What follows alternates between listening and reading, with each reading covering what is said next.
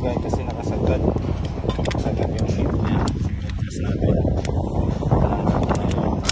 Gas natin kahit 4 or 3 para mag-special ito pag sa dalawa, tatlo. Yan master, ano yung nilalagay mo na yan? Ano yan? Lock to lock pa din may ikot yun. Lock daw lock. So tapos kita mo yan. Tapos ito yung higpit ng spring, higpit ng spring. Pwede na! Mamaya natin ibalik. Testing muna natin. Testing mo.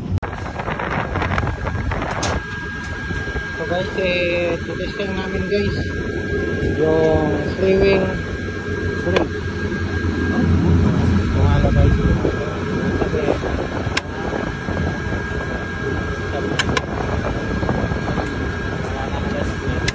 kanina wala kaming preno.